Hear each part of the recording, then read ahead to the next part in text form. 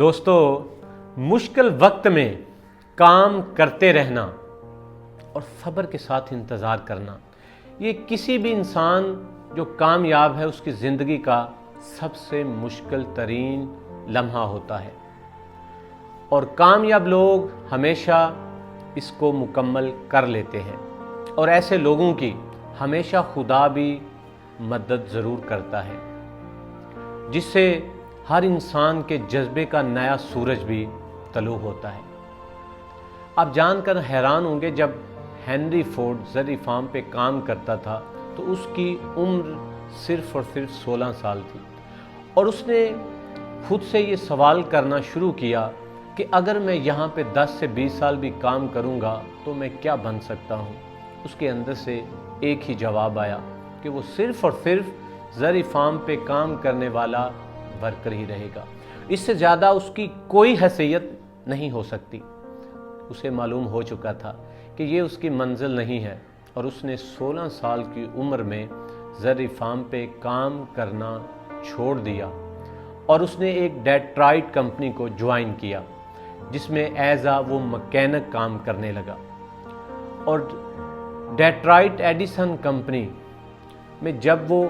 بطور مکینک تھا تو کچھ لوگوں نے اس کی صلاحیت کو دیکھنے کے بعد اسے فائر مین بنا دیا گیا،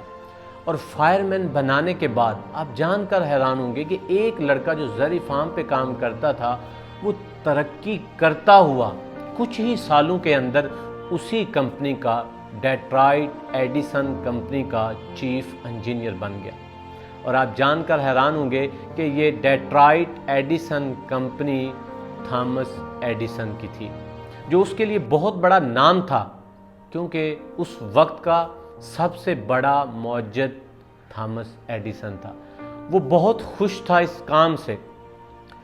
وہ بہت ناز کرتا تھا اپنے کام پہ، کیونکہ وہ ایڈیسن کی کمپنی میں کام کر رہا تھا، اور اس میں نہ صرف ورکر تھا بلکہ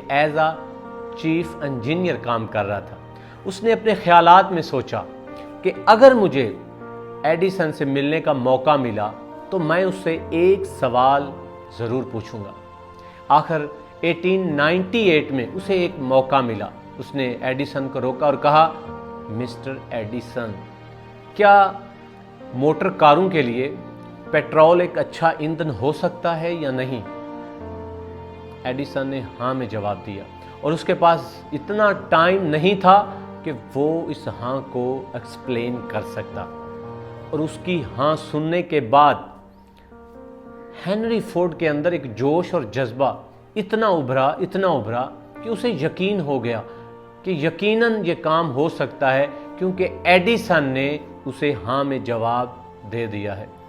پھر اس کے بعد وہ اپنے گھر بھاگتا ہوا گیا، اور گھر میں ایک چھوٹی سی کٹیا بنائی، چھوٹا سا آپ اسے کباڑ خانہ کہہ سکتے ہیں، اور اس میں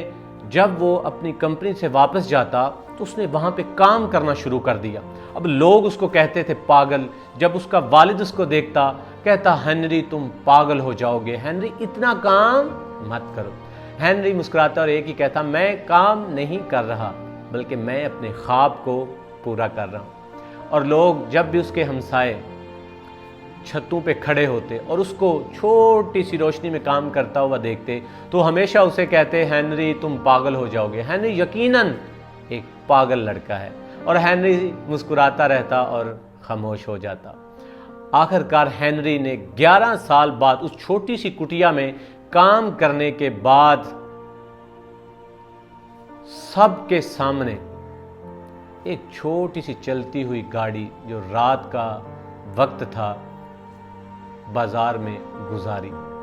جب اس کی آواز لوگوں نے سنی، جب اس کی آواز لوگوں کے کانوں میں پڑی تو سب لوگ رات کے پہر کو اپنی چھتوں کے اوپر آئے اور اس کی طرف دیکھنے لگے۔ اور اس دن جانتے ہیں ہنری مسکرا رہا تھا، باقی سب لوگ خاموش تھے۔ پہلے ہنری خاموش رہتا اور لوگ مسکراتے، لیکن آج ہنری اپنی چھوٹی سی چلتی ہوئی گاڑی کے اوپر سوار ہے اور مسکرا رہا ہے، اور لوگ جب اس کی طرف دیکھ رہے ہیں تو لوگ آج خاموش ہیں، کیونکہ ہنری نے صبر کے ساتھ کام کیا اور انتظار کیا۔ ہنری نے تنقید کو برداشت کیا، لوگوں کی باتوں کو سنا، لیکن اس نے صرف اور صرف فوکس کیا اپنے کام پہ۔ جب آپ خدا پہ یقین رکھتے ہیں نا تو خدا آپ کو طاقت ضرور دیتا ہے، اور کبھی خدا کسی انسان کو اور کبھی اچانک کسی ملاقات کو آپ کے لیے طاقت کا سبب بناتا ہے، اور آپ کا حوصلہ بڑا کرنے کے لیے خدا کبھی کسی نہ کسی انسان کا استعمال بھی ضرور کرتا ہے آپ کے لیے، جو آپ کو اپریشیٹ کرتا ہے، جو آپ کو داد دیتا ہے۔ اس لیے ہمیشہ کامیاب لوگوں کی زندگی میں ایسے لوگوں کا بہت کردار ہوتا ہے جو انہیں اپریشیٹ کرتے ہیں، جو مشکل وقت میں ان سے یہ کہتے ہیں کہ تم یہ کام کر سکتے ہو۔ اس لیے زندگی میں ہمیشہ کام کرنا سیکھیے صبر کے ساتھ، اور انتظار کیجئے۔ ہو سکتا ہے لوگ آج آپ پہ مسکرائیں، آپ پہ تنقید کریں، لیکن آج آپ خاموش رہیے گا، اور جب آپ صبر اور انتظار کے ساتھ کام اپنا مکمل کر لیں گے تو یقیناً ہنری کی طرح آپ مسکرا رہے ہوں گے اور باقی سب لوگ خاموش ہوں گے۔ جو یقین کی راہ پہ چل پڑے اسے منزلوں نے پناہ دی، جو وسوسوں سے ڈر گئے وہ قدم قدم پر بہک گئے۔